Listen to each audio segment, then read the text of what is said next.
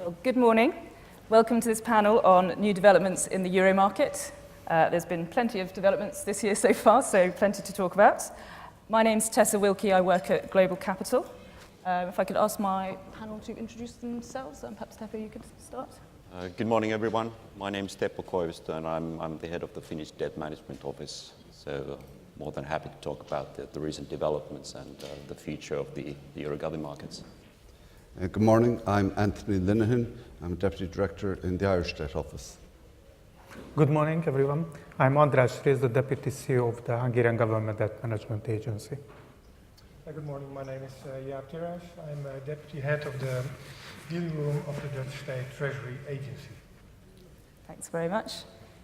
I wanted to kick off with, I know it's been mentioned quite a few times already at this conference, but the big news from the ECB last week. It's cutting the size of its asset purchase program, and it will be finishing it by the end of the year.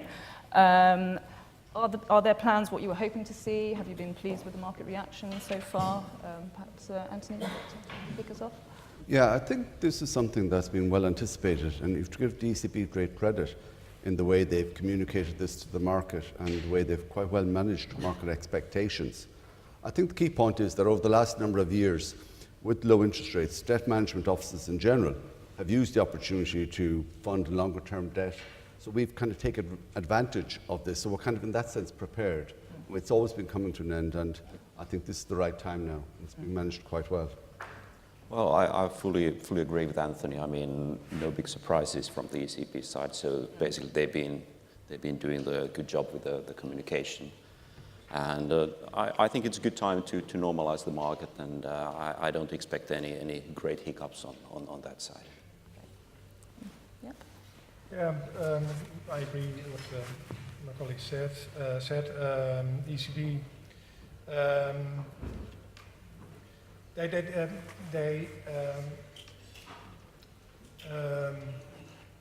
have done a great job by communicating that they will keep the rates low until the end of next year. But that was widely expected. If you've seen the market reaction, yields have been relatively stable. So yeah, they did a great job. Yeah, I think that will be really an interesting period because that's always a bit more challenging time when yields go up for debt managers.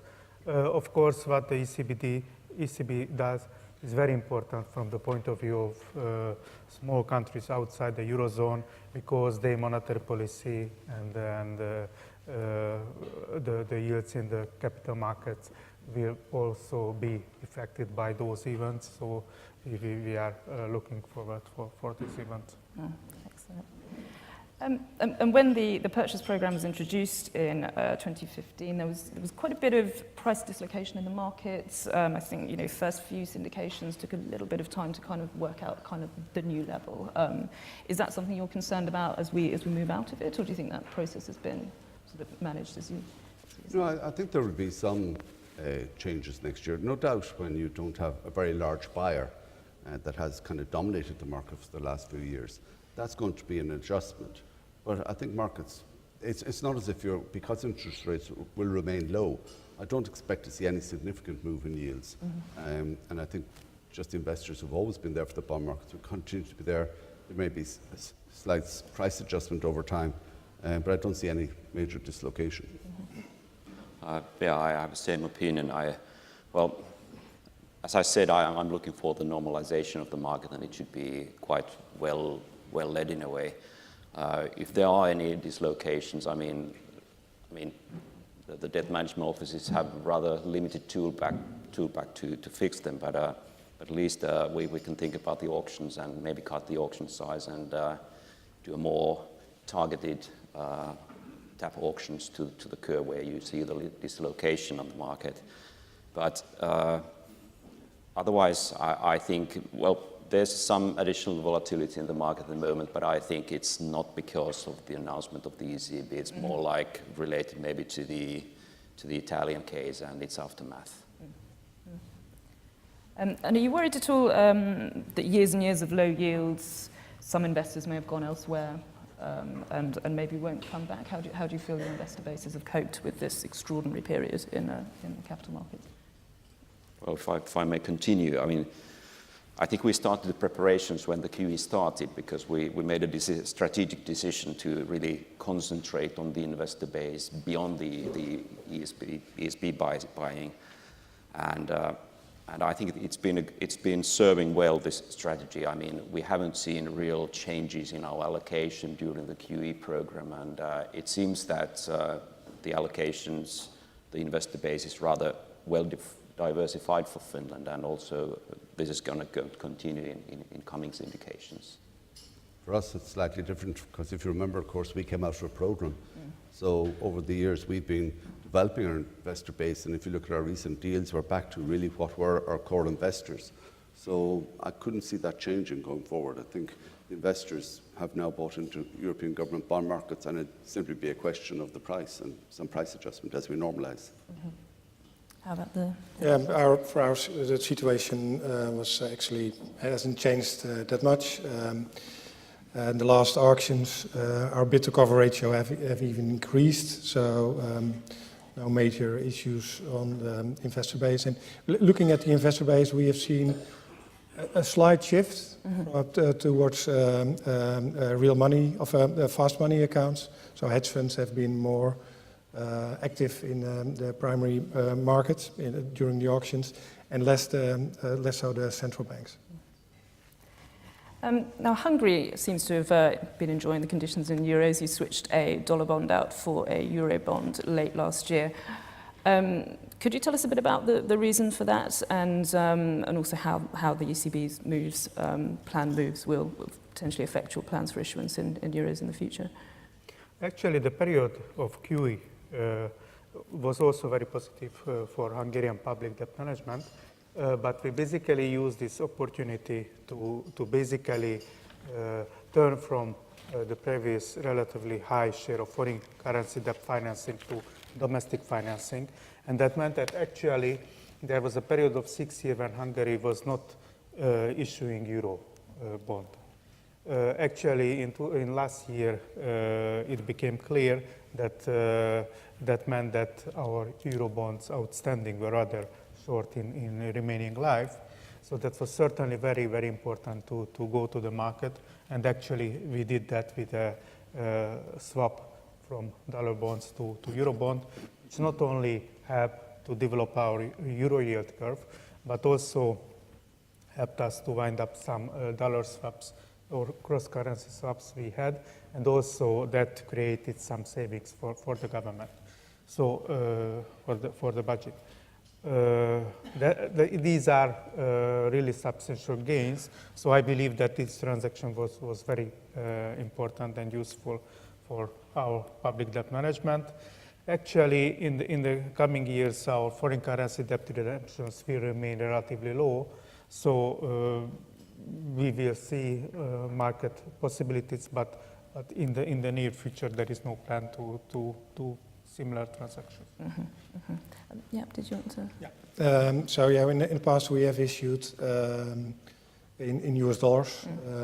In 2012 we issued 2 lines, 3 and 5 years. But at the moment, because of our smaller funding needs, we have decided not to issue longer-dated bonds in foreign currencies. In the money market, we do take advantage of the favorable cross-currency basis between the dollar and the euro.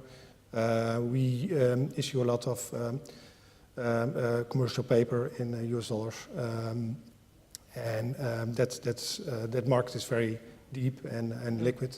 So we do foreign currency transactions. We swap them immediately back to euros, but for the time being, no dollar issuance. And Teppo, you also do dollars. It's part of the strategy being the dollar market on a frequent basis. So we have a MTN program where we issue $1 benchmark per year, and that's what we've been repeating year after year. And of course, because of the basis, the decision making should be a bit more challenging than normally. But it's a trade-off between diversifying your investor base and how much you are prepared to pay for the dollar issue. It's a long tradition, I think, of Finland issued its first dollar bond in 1923, a long time ago. But it's something where we can engage, especially the central bank community, to look our credits. And if they go to look at the dollars, it's possible that they even look our credit in euros going forward. And the same as for Netherlands, we don't hold any FX currency risk in our debt portfolio, so we swap it in line with the transaction to euros. Unless you want to comment something? I wanted to touch on the mooted sovereign bond-backed securities, which sounds like, if it does happen, would be a very exciting development in the euro markets. Do you think it would happen? Do you think it's a good idea? I read recently the Financial Times editorial, which was quite complimentary and welcoming of it. I think people may underestimate the dangers involved. At the moment, I think there's very little real demand. Most portfolios, most investors would prefer to pick their own mix of euro sovereigns rather than have it dictated in specific weights. Also, the very construction would be difficult because at the moment, if you take a 10-year, we all mature at different times. The idea that all sovereigns in Europe would have a bond maturing on the same day in itself would carry risk. Now, we spend most of our time trying to avoid crashing into each other rather than deliberately picking at the same time. And then there's the issue as well, so the construction would be very, very difficult. And then even if it was a success, the outcome could be that you would reduce the liquidity of the underlying sovereign, because you've taken the big bonds away, and it itself would also not be liquid. So it could really have quite a negative impact on the liquidity of bond markets. So I would be very, very cautious on the idea, and I see it fraught with difficulty. And I would be afraid that the only way it would succeed was if you were to put some kind of regulatory obligation on banks to hold it. Now, we're told that this is not the intention, that there will be no forced buyers. Without that, I don't see it being a success. And certainly I can't see who would have the ability to construct the bond, or who would buy the junior tranche. So a lot of these issues have been raised, and it is certainly not a simple product. It's quite complex. And I would question, therefore, whether it would be a success.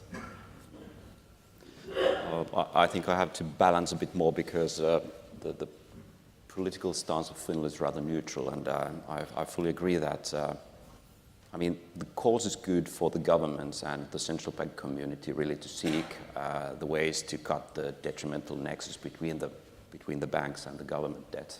That's the sort of key driver for the discussion about the safe assets. But as a debt manager, I have to claim the same, make a disclaimer on the reservations, and especially the same reasons Anthony mentioned. I think there's probably not sort of critical mass of investor base for this kind of product. It's rather complicated, and because of the lack of the investor base, it's most likely that if you're going to issue securitized assets, it's costly, and you have to put a rather large NIP on it. Then again, I mean, it's a rather limited asset pool with a highly correlated assets inside the pool, which means that it's probably not that safe that somebody might claim. And as an ex-investor, I would look very carefully to buy this kind of bond, the asset. And lastly, I have, as a small issuer, I have concern about the liquidity. If we reserve part of our bonds into the asset pool, it means that in the worst case scenario, we have a less liquid government bond market and illiquid safe asset market, which is not an optimal solution. Do you think that joint issued Eurobonds complete sovereign risk sharing would be a better method, or do you think that is also not ideal in terms of debt management? So this is turning very, very political now. You want to answer? Should I? We can move on if you like. But I think that's the thing. It is ultimately a political decision. It's a decision for the people of Europe if they want to share risk. And I think one thing we forget sometimes when we're criticising various things, just how successful the European project has been. Like, Europe has been a great success over the years, the whole European project, but it will evolve over time gradually. It may well be that we will have some centralised fund that will issue debt and have certain functions, and eventually that might evolve.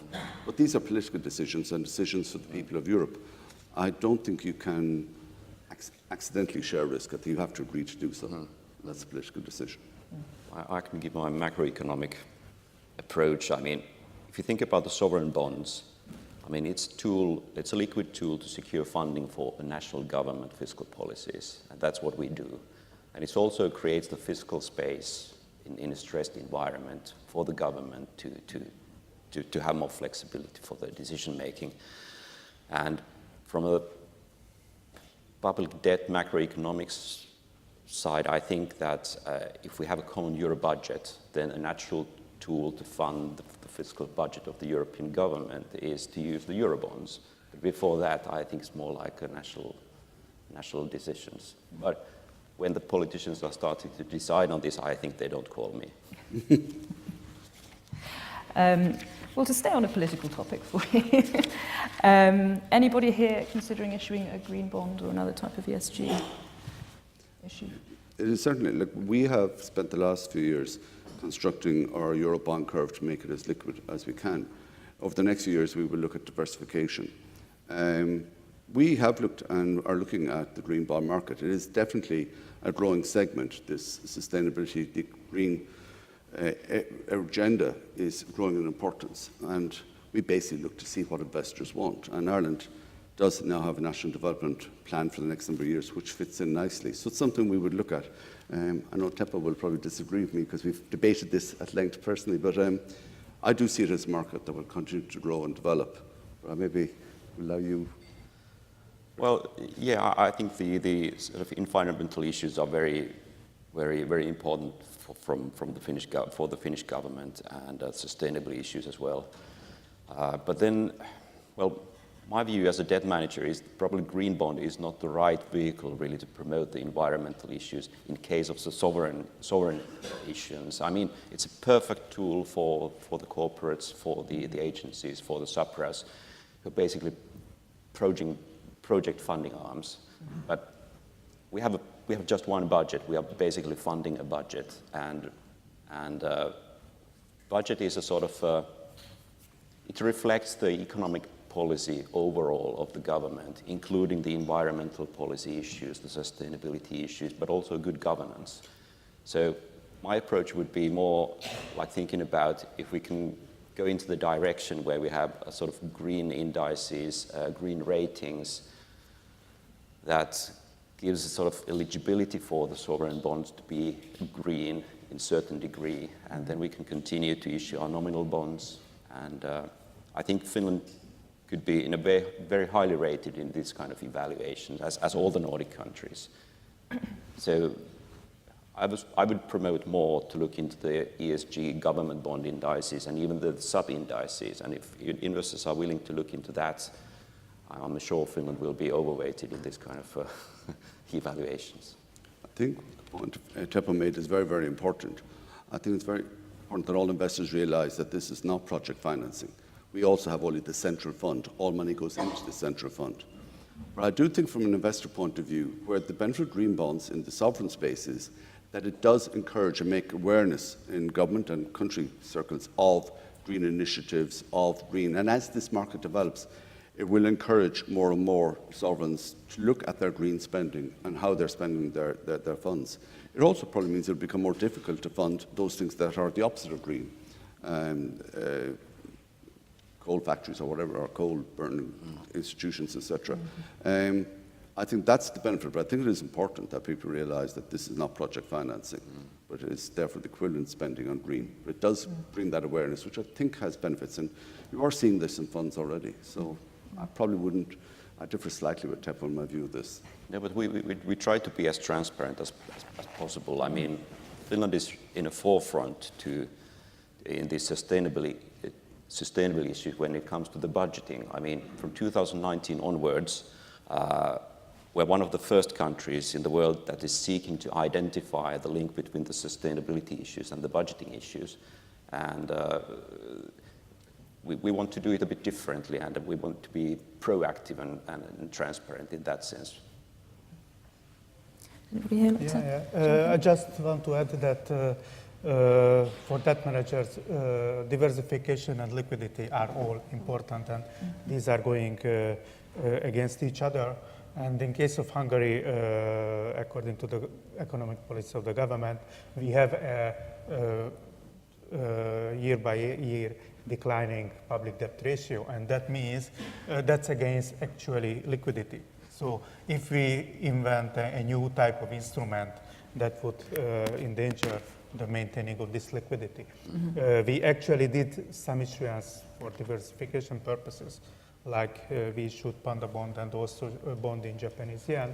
And I believe that you cannot do too much of this type of diversification if you have a declining debt ratio. Right. So I want to move on to primary dealerships, which has been a hot topic in the sovereign markets for quite some time, but we have seen some banks pull out of this. Well, one bank pull out, but banks reduce their presence in some of these markets. Is this something that concerns you? Do you think the business isn't profitable enough for banks, or are you quite happy with how things are going there? No, I think when there was a big pull-out a few years ago, we were all a bit frightened with this be the beginning of a series of banks withdrawing. But I think in reality, we've seen that the primary dealership is still a valuable franchise for banks. That said, I do think we have to accept that with the new regulatory environment and that the capacity of our primary dealers to warehouse or to stand in the way, say, of markets at times has diminished, and therefore we should see greater volatility. I also think the balance of obligations you put on primary dealers has to change. We've probably provided more facilities for our primary dealers than we had previously in terms of repos, in terms of switches, and we also now ask them to price on a best efforts basis, but then we measure them against each other. So in times of stress, they can widen prices. We don't ask people effectively to lose money. So I think in that sense, we've had to make it a bit easier for primary dealers. But I think it still remains a valuable franchise. And personally, I thought of recent years we might see a few primary dealers withdraw, and we haven't seen really much in that direction at all. Interesting. I think it's a question of the balance between the obligations and the privileges you are offering and demanding from the primary dealer banks. And this is sort of dynamic, ongoing discussion with the banks.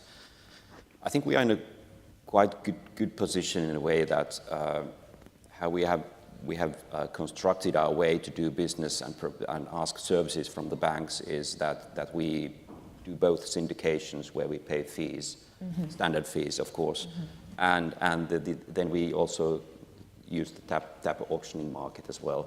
So it's a nice balance. Let's say that we usually issue all the new transactions with syndications, which are around 50% of our funding on an annual basis, and then the rest is Teppo auctioning, where we occasionally see even overbidding. So it's a nice balance, and the feedback we receive from the banks is that they are still happy. Well, the banks are never happy, but I mean they are pleased, and they say that the framework that's fair. So in that sense, we haven't had that hard time really to with our discussions, the primary dealerships with the banks. Our model is working quite well at the moment. Excellent. Yeah, you guys don't really do that many. Well, you've done one syndication in the last 4 or 5 years, I think. You primarily auctions. Do you find your primary dealership relationships? Yeah, like Timo said, banks are not saying that they are happy because they always want more, but still we haven't seen a reduction of our primary dealers. But we did change our fee structure. We made it more transparent. We do not do syndications. We do auctions, direct auctions. And we changed the allocation of the fee. We have a fixed fee per auction. And we made it more transparent, and primary dealers are rewarded according to the amount allocated to those primary dealers. And we also have 3 advisors who are paid a fixed fee. So, yeah, that's yeah, we wanted to make it more transparent, and yeah, we haven't had any real complaints about from the primary dealers so far. So an acceptable amount of complaining. Andras, would you like? Yeah, so actually we had that type of problem in 2008 when we had only 11 primary dealers. But after the crisis, we made some modification in our primary dealer system, and I believe that, as mentioned before, it was very important to make a balance between rights and obligations. And at present, the system works quite well in Hungary. Actually, we have just one primary dealer left, but we still have more what we had in 2009. Liquidity also gets raised around this question of primary dealers. Are you happy with the amount of liquidity in secondary markets? Do you have any concerns over the next outlook for the next 12 months or so? I suppose it's a bit like our primary dealers, we're never happy with liquidity. We'd always like it to be more liquid. But I think in general, it's fair to say we do a lot of roadshows meeting clients, and the issue of liquidity has not come back as an issue that people have raised with us. I think from the turnover in the market, we can see people can get transactions done in quite considerable size when they want to. We are a small market. We're never going to be liquid in the way the French or the German markets are. But certainly, significant size transactions can be done. So I would say liquidity actually is surprisingly good at the moment, and we're quite happy with it. Yeah, I think liquidity is okay from our point of view. I think I was a bit more concerned about the liquidity, secondary market liquidity going into the QE. I was preparing for the worst, but I think the outcome has been better. We even opened the securities lending facility when the QE started, and it's been given some confidence to the secondary market as well. Going forward, I don't have any big concerns. I mean, the liquidity strategy has always been a key bulk of our way to do things for Finland, and that has also been one of the reasons we haven't been looking into very ultra-long bonds, because we've been preferring to concentrate our funding volumes from 2 to 30-year curve. Yeah, for us, liquidity is still okay in the secondary markets. Of course, the QE programs and also our lower funding needs has had some impact, but overall it's still okay. Yeah, we have also reduced our issuing size of our benchmark issues, and that's together with the QE that has had some impact. But overall, we're still happy with the liquidity. Andras, would you like to say? Last year we have quite a good position of liquidity in our secondary government market. However, recently it may be less so during the present adjustment of yields, but I believe that will be a short-term phenomenon. Do you expect at the end of the purchase program that will affect secondary liquidity in any significant way, or do you think it will go back to how it was before? Even I don't see much problem with the liquidity moment. Like, one thing we did was we increased the size of our issues to kind of offset, in a sense, what had been purchased in QE. So possibly in the future means that we'll be allowed to let our bonds not be as large as recent issues. But again, we will adjust as required to try and keep the market liquid. I don't see the end of QE being harmful for liquidity. I think it probably, if anything, would be beneficial, because there would be more bonds, more activity. Anyone else? I'd like to move on to regulation.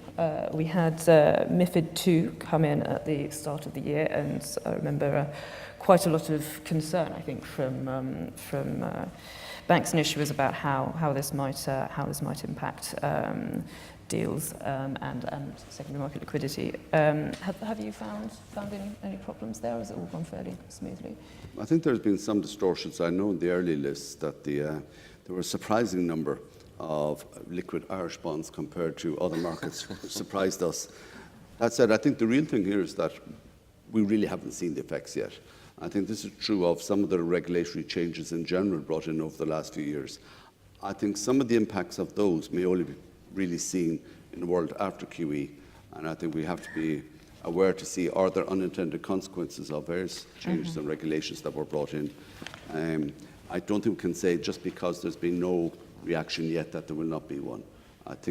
I suspect there may be some unintended consequences, and they will only be found in times of stress or in times when there might be then an outsized reaction in the market to something. We're going, why was that reaction? And it turned out that some regulation somewhere had an unintended consequence. So I think something to be watched carefully over the next year or two. No big impact, what we can see. As sovereigns are exempted from the regulation, it's more like following the second round effects coming from the primary dealer universe. Maybe two things I'd like to highlight. Firstly, if we look at the allocation processes, we clearly see during the transaction processes that the primary dealer banks, they have more sort of additional administrative tasks to do during the transaction process, but they don't bring it into our table, so it doesn't create any changes in actual allocations. So we just see a certain degree of burden on the other side of the wall. But then a more critical comment, and I think you also mentioned the data and the quality of the data and the Irish liquid bonds.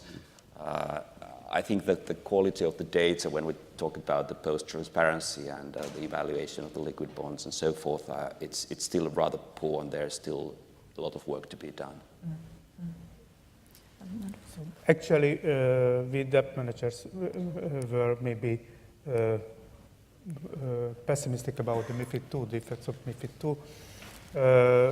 We were making projects about that, but actually from our primary dealers, we didn't receive any feedbacks from that they had any problems. So we have any experience of primary dealers having problems with managing the situation. So actually they were better than what we expected. Excellent. It was nice when it turns out like that.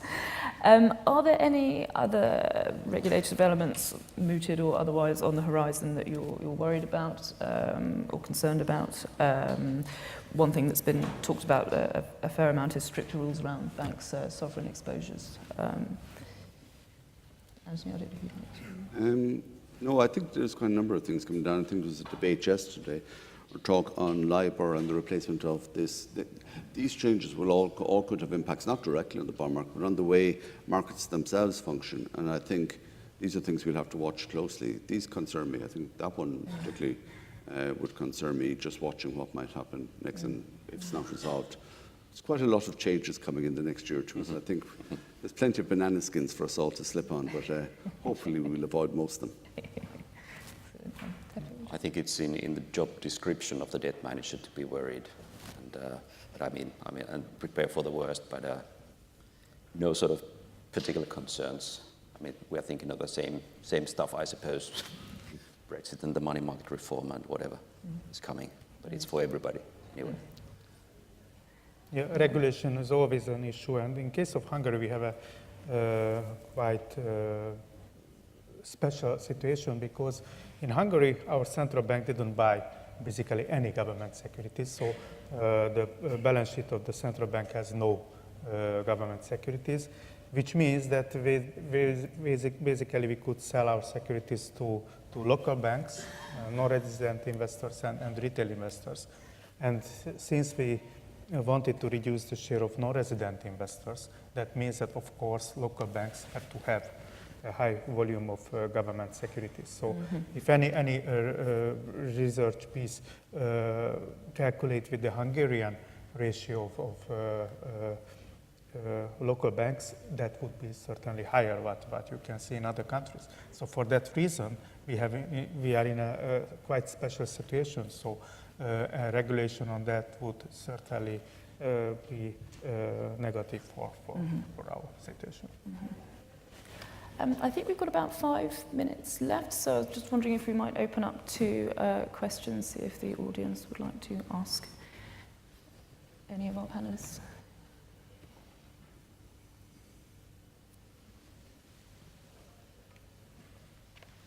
Okay. In that case, I have one of my own. I wanted to ask everybody here what your biggest concern is over the next 12 months, if you could pick one thing. I suppose for me the biggest one clearly would have to be Brexit and the effect it will have on capital markets. There'll be quite a lot of, or could be quite a lot of change as our primary dealers have to relocate, or legal entities move around Europe. There's always a risk in that of dysfunctions in markets or movements that will be hard to control. The problem is, I was surprised recently when somebody pointed out to me we're now 2 years on from the referendum, and it doesn't strike me that we've achieved an awful lot in those 2 years in moving forward.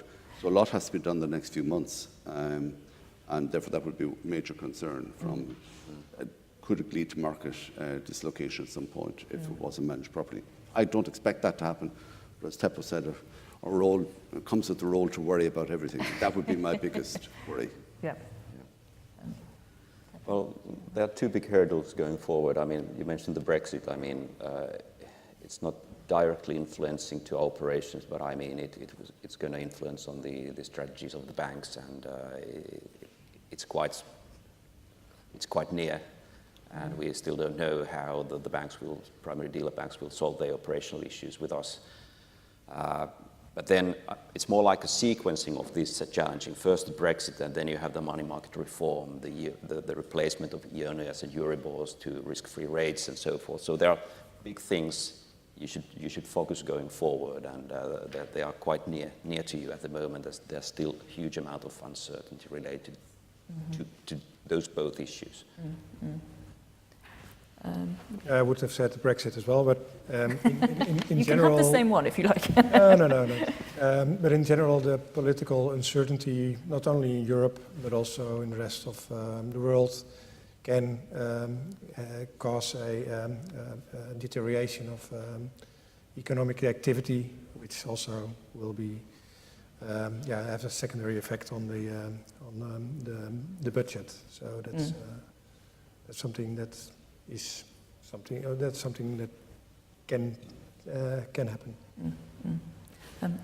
So for me, these are the future development in the Eurozone, namely the possible economic development. And we are also a bit concerned with the situation in Italy. I mean, that situation in Italy, how it will affect.